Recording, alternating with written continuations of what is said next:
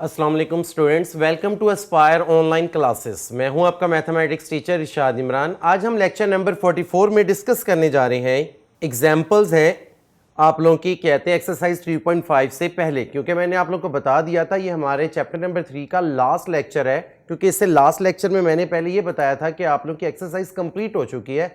मैं आप लोग के फर्स्ट 3 क्वेश्चंस के थे, जो क्रैमर रूल, और सेकंड नंबर पर कहते हैं आप लोग का इन्वर्स वाले मेथड से, और उसके बाद थर्ड नंबर पे echelon and reduce echelon form की मदद से। वो जो तीनों क्वेश्चंस आप लोगों को मैंने करवाए थे वो मोस्ट इंपॉर्टेंट क्वेश्चन थे, उनकी एग्जांपल्स मैंने सॉल्व करवाई है। वो आप देख सकते हैं, मैंने हेडिंग में ये भी लिखा है, solution of system of non homogeneous equation. तीनों के तीनों नॉन होमोजीनियस होंगे, उन तीनों को सॉल्व करना है। स्टूडेंट चलते हैं हम इस लेक्चर की तरफ। क्वेश्चन यानी आप एग्जांपल समझ लें। एग्जांपल नंबर 1 है, use Cramer rule to solve the system. आपके पास जो सिस्टम ऑफ इक्वेशन है 3x1 + x2 - x3 = -4, and second equation है x1 + x2 - 2x3 = -4, and third equation है -x1 + 2x2 - x3 = 1। ये एक आप लोगों को नॉन होमोजीनियस इक्वेशंस दी हुई हैं, आप लोगों ने इसका सॉल्यूशन कैलकुलेट करना है। तो इसके सॉल्यूशन की तरफ चलते हैं। सॉल्यूशन में मैंने दोबारा ये इक्वेशंस लिख ली। इक्वेशंस के बाद कन्वर्ट इनटू मैट्रिक्स फॉर्म। सबसे पहले आप लोगों ने, क्योंकि ये मैट्रिसेस का चैप्टर था, तो मैट्रिसेस के चैप्टर में आप लोगों ने इसको कन्वर्ट करना होता है इक्वेशंस में, इक्वेशन को मैट्रिसेस फॉर्म के अंदर।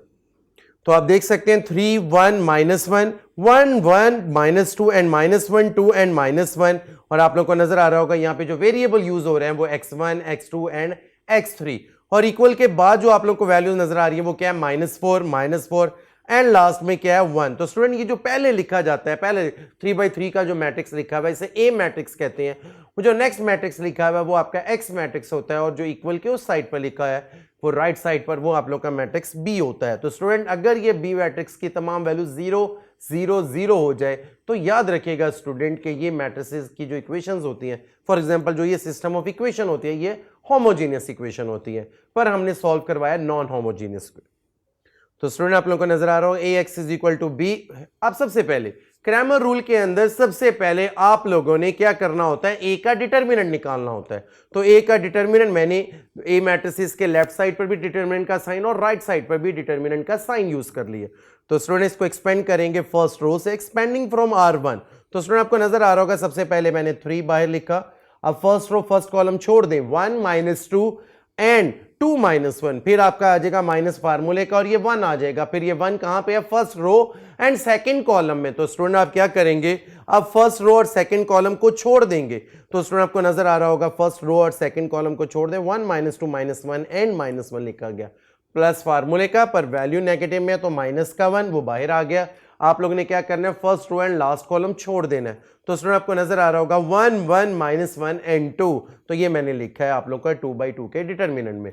तो स्टूडेंट आप लोग को नजर आ रहा होगा कि नेक्स्ट स्टेप में मैंने क्या किया कि इनका आपस में क्रॉस मल्टीप्लीकेशन, इसकी भी क्रॉस मल्टीप्लीकेशन और इसकी भी क्रॉस मल्टीप्लीकेशन की, 3 × -1 + 4 एंड -1 × -1 -2 -1, क्योंकि प्लस माइनस -1 होता है, और लास्ट के 2/2 का डिटरमिनेंट सॉल्व करें तो वो बनता है 2 + 1। +1 इसलिए आया क्योंकि दरमियान में साइन माइनस का यूज होता है। तो नेक्स्ट आ जाता है स्टूडेंट 3 × 3 - 1 × -3 और -1 × +3, 9 + 3 -3 = 9। और ये नॉन सिंगुलर है क्योंकि ए का डिटर्मिनेंट क्या आते हैं, किसके बराबर आ गया, नॉन जीरो के, तो इसलिए ये क्या बना, नॉन सिंगुलर मैट्रिक्स बन गया। स्टूडेंट याद रखिएगा इसका जीरो होना जरूरी नहीं है। अगर फॉर एग्जाम्पल अगर ये जरूरी हो जाता है स्टूडेंट, अगर ए का डिटर्मिनेंट 0 आ जाए तो इट्स मीन कि हम क्या करेंगे, फिर इसका सोल्यूशन आगे एग्जिस्ट नहीं करता, और इसलिए ये नॉन जीरो है तो इसका सोल्यूशन आगे एग्जिस्ट करता है। स्टूडेंट आप चलते हैं वैल्यूज कैलकुलेट करते हैं। सो x1 सबसे पहले आप लोगों ने x1 की वैल्यू निकाली, फिर x2 की और फिर x3 की। तो स्टूडेंट मैं आप लोग को बताता चलूं, x1 का फार्मूला होता है आप लोग के पास जो ax मैट्रिक्स का डिटर्मिनेंट डिवाइड बाय a का डिटर्मिनेंट। ये अभी ax मैट्रिक्स क्या है, देखिए आप लोग को यहां पर ax का मैट्रिक्स का मतलब है जो x1 के कोफिशिएंट है उनकी जगह मैंने किसकी वैल्यू लिख दिया, बी मैट्रिक्स की वैल्यू लिख दिया। बाकी आपके पास x2 और x3 की वैल्यू एज इट इज रहेंगी। आप देख सकते हैं ए मैट्रिक्स के अंदर जो फर्स्ट कॉलम होता है वो x1 का होता है, जो सेकंड x2 का है, और जो लास्ट कॉलम है वो x3 का है। तो हमने x1 की जगह क्या लिखा है, बी वैल्यू, बी की तमाम के तमाम वैल्यूज लिख दिए। स्टूडेंट जब हम x2 सॉल्व करेंगे तो वहां पे x2 की वैल्यू की जगह हम b की वैल्यू लिखेंगे, और जब हम x3 सॉल्व करेंगे तो वहां पे x3 वाला जो कॉलम होता है वहां पे हम b की वैल्यू लिखेंगे। स्टूडेंट सिंपल वे आप लोगों ने एक्सपेंड करना है, डिवाइड बाई a का डिटरमिनेंट, a डिटरमिनेंट 9 आ गया। स्टूडेंट सुनिएगा, ये देखिएगा -1 बाहर, फर्स्ट रो फर्स्ट कॉलम छोड़ दे, 1 को -1 से करें, -1 प्लस फार्मूले का क्यों आया, बेसिकली फार्मूले में माइनस आता है, ये माइनस का 2 बनता था, इसलिए देखें स्टूडेंट ये माइनस का 2 है तो यहाँ पे माइनस का 2 ही यूज। नेक्स्ट आ जाता है माइनस, और यहाँ पे 1 क्यों आ गया, क्योंकि ये वैल्यू को अब सॉल्व कर रहे हैं। नेक्स्ट आए फर्स्ट रो सेकंड कॉलम छोड़ दें तो -4 को -1 से करें +4, और फिर माइनस फार्मूले का, और -2 को 1 से करें तो ये +2 हो जाएगा। नेक्स्ट स्टूडेंट ये माइनस का 1 आ जाएगा, आना यहाँ पे प्लस था पर फार्मूले का माइनस, तो फर्स्ट रो लास्ट कॉलम छोड़ दें तो -4 को 2 से करें तो बनता है -8 माइनस फार्मूले का, और 1 को 1 से करें तो 1। स्टूडेंट इसको सिंप्लीफाई करें तो -1 और +4 किसके बराबर होता है, 3 के। 3 को -4 से करें तो -12, 4 + 2 6, 6 को -1 से करें -6, और -8 और -1 इज -9, -9 को -1 से मल्टीप्लाई करें तो प्लस का 9 बनता है डिवाइड बाई 9। इसको सिंप्लीफाई करें, 9 डिवाइड बाई 9 कैंसिल होके ये -1 का आंसर दे देता है। नेक्स्ट चलते हैं x2 की तरफ।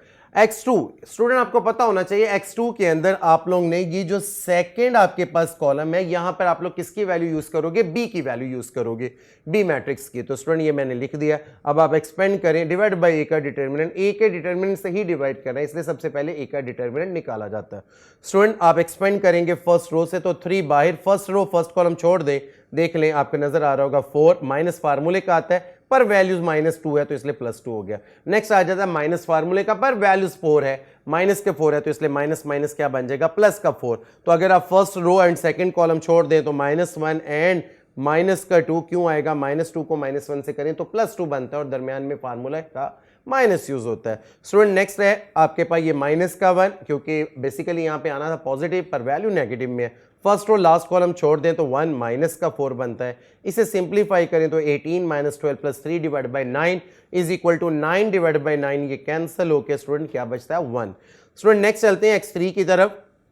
x3 में क्या करना है, जो ये आप लोग को वैल्यू नजर आ रही है बेसिकली ये वैल्यू x3 की नहीं है, यहां पे b मैट्रिसेस की वैल्यू लिखी जा रही है, क्योंकि अब x3 कैलकुलेट करना है तो x3 इसमें एलिमिनेट कर देते हैं। जो हमने वैल्यू यूज करनी होती है स्टूडेंट, यहां पे किसकी यूज करनी होती है, b मैट्रिक्स की। तो स्टूडेंट इसको एक्सपेंड करें फर्स्ट रो से तो पहले 3 बाहर आएगा, फिर माइनस का 1 आ गया क्योंकि माइनस फार्मूले का, फिर नेगेटिव के बजाय यहाँ पे पॉजिटिव आना था पर वैल्यू ही नेगेटिव है। स्टूडेंट्स को सिंप्लीफाई करें 2/2 का तो ये बनता है 3 × 1 + 8 -1 × 1 - 4 -4 × 2 + 1 डिवाइड बाई 9।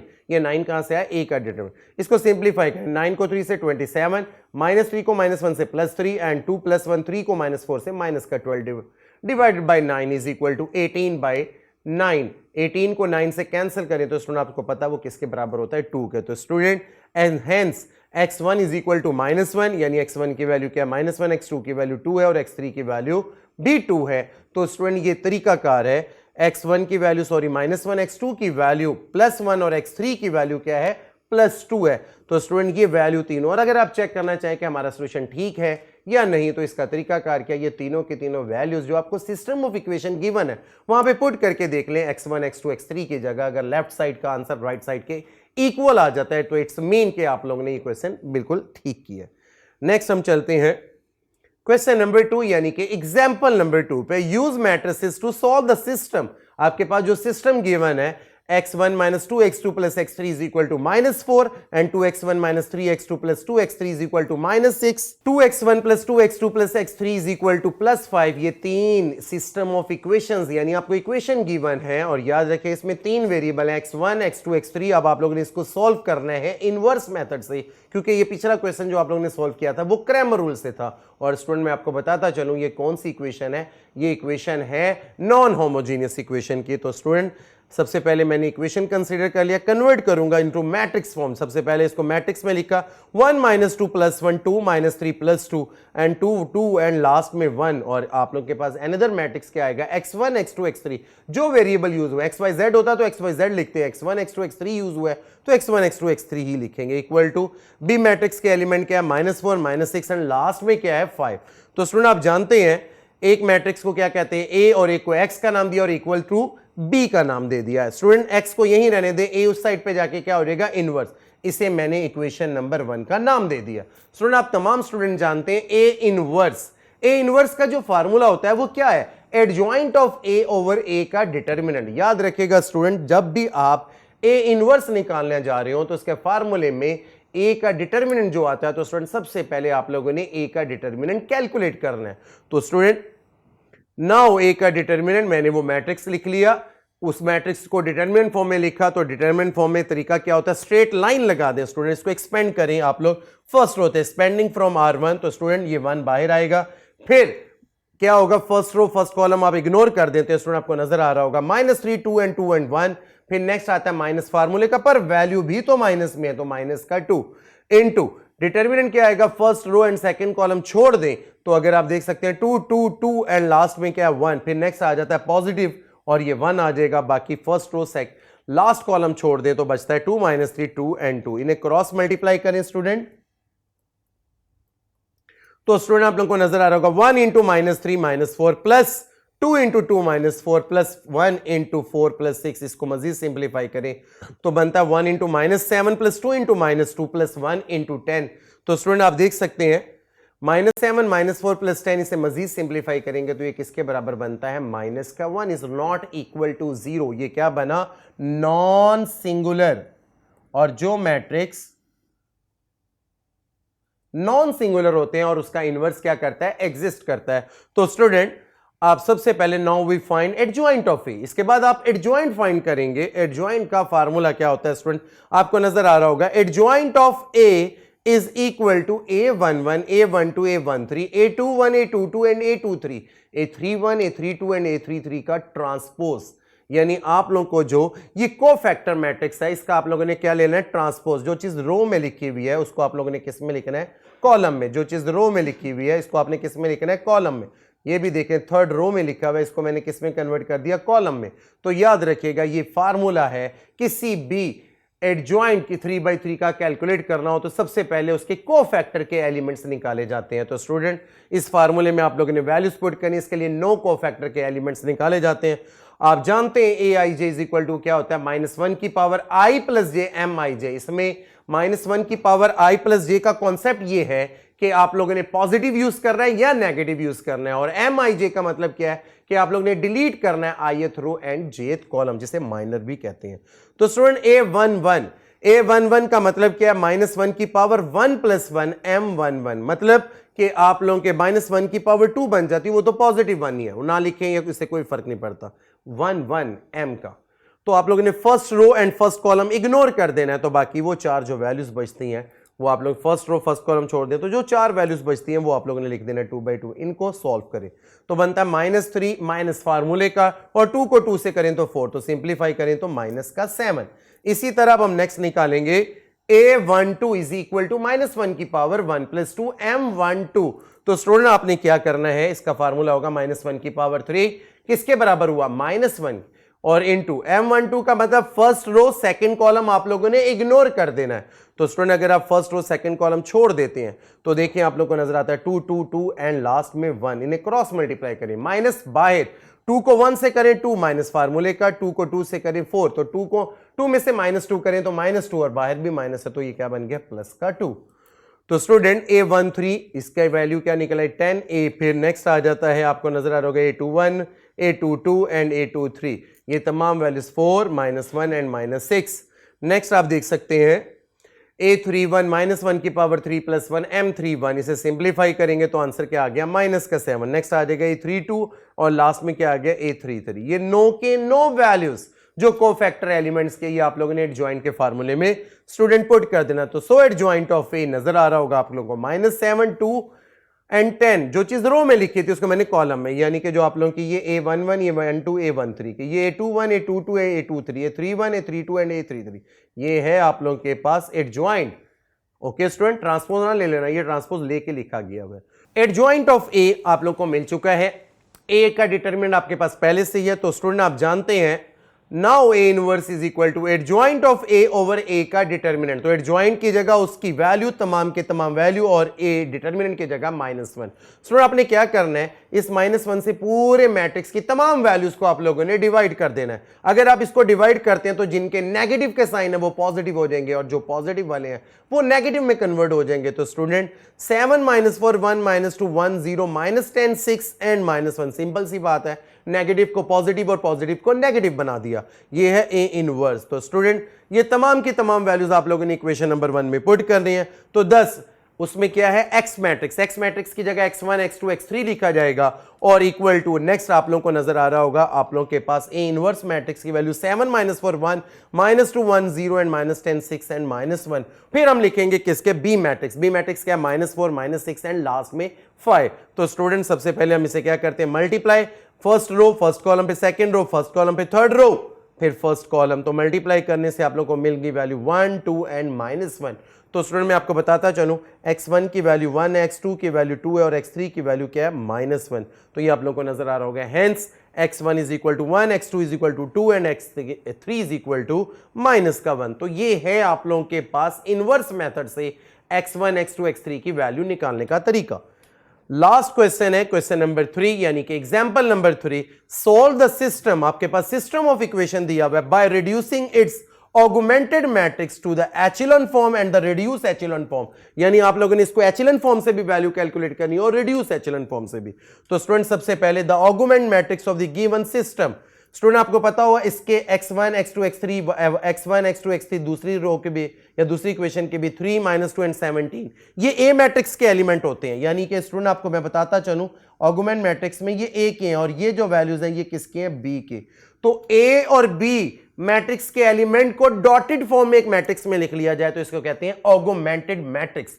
तो स्टूडेंट हम नेक्स्ट चलते हैं, we reduce the above matrix by applying elementary row operation. आप लोगों ने इसको रो ऑपरेशन की मदद से सॉल्व करना है। तो स्टूडेंट रो ऑपरेशन क्या है कि पहला एलिमेंट 1 हो और उसके नीचे इन दोनों को 4 और 3 को आप लोगों ने 0 बनाना है। तो स्टूडेंट ऑपरेशन यूज होगा 4 माइनस यानी R2 - 4 R1 and third row की वैल्यू को 0 करना है तो R3 - 3 R1। स्टूडेंट आपको नेक्स्ट टाइम में ये ऑपरेशन नजर आ रहा होगा, यानी सिंपल पहले मैंने ये मैट्रिसेस दोबारा लिख लिया, augment matrix bye R2 - 4 R1 नजर आ गया और R3 - 3 R1। इस पे ऑपरेशन यूज किया तो आपकी सेकंड रो और थर्ड रो चेंज हो चुकी है। सेकंड रो बन जाती है 0 - 7 - 11 - 15 0 - 11 + 11 एंड +33। स्टूडेंट आप क्या करोगे, इंटरचेंज करें सेकंड एंड थर्ड रो, क्योंकि थर्ड रो के अंदर आप लोगों को वैल्यू सारी 11 से डिवाइड होते हुए नजर आ रही है। तो इंटरचेंज करते हैं तो 1 3 2 3 as it is, 0 - 11 11 13 0 - 7 - 11 and minus क्या 15। तो स्टूडेंट आपने क्या करना है, पूरी रो को सेकंड में इसको -11 से डिवाइड कर देना। क्यों करना है, क्योंकि इसको हम लोगों ने 1 बनाना है। तो स्टूडेंट नजर आ रहा होगा बाय R2 डिवाइडेड बाय -11, जब आप -11 से डिवाइड करते हैं तो आपकी सेकंड रो 0 1 -1 एंड लास्ट में -3 बनती है। तो स्टूडेंट अब आपने क्या करना है, इस 1 की मदद से इसको 0 बनाना है -7 को। तो स्टूडेंट आप क्या करोगे, यहां पे जो ऑपरेशन यूज करोगे R3 + 7 R2। तो स्टूडेंट नजर आ रहा होगा ये ऑपरेशन 1 3 2 एंड 3 लास्ट में सेकंड रो है 0 1 -1 -3 और आपकी थर्ड रो क्या बन जाती है स्टूडेंट 0, फिर ये 0, फिर क्या बन जाती है -18 और प्लस का 36। तो स्टूडेंट अब आप क्या करोगे, इसको आप क्या बनाओगे, -18 को 1 बनाओगे तो आप पूरी इक्वेशन को किससे डिवाइड कर दोगे, -18 से थर्ड रो को। जब आप इसको -18 से डिवाइड करते हो तो बनता है 0 0 1 एंड लास्ट में 2। तो स्टूडेंट ये है आप लोगों का कौन सी फॉर्म, एचेलॉन फॉर्म है, जिसमें आपको डायगोनल के नीचे 0 नजर आ रहे होंगे। Hence equivalent system in the row echelon form is, तो आप देख सकते हैं इसको आप लोगों ने उल्टे, यानी आप अगर कोई इक्वेशन गिवन हो उसको मैट्रिक्स में लिखते हैं तो पहले x1 x2 x3 पहली इक्वेशन के लिखते हैं। यहां पे आप लोगों ने लास्ट रो से लिखना शुरू करना है। तो ये भी 0x1 + 0x2, इसको छोड़ दे तो x3 किसके बराबर हुआ, 2 के, मिल गई वैल्यू।